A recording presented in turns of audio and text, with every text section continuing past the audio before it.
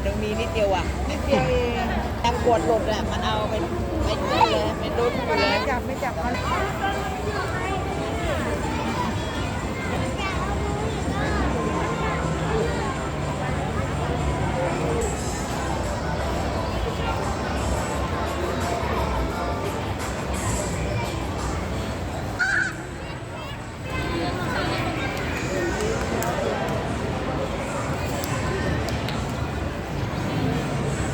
ปั้นปั้นอย่าเอามือลงไปนะ เดี๋ยวมันกัดน้องนะน้องอย่าจับแม่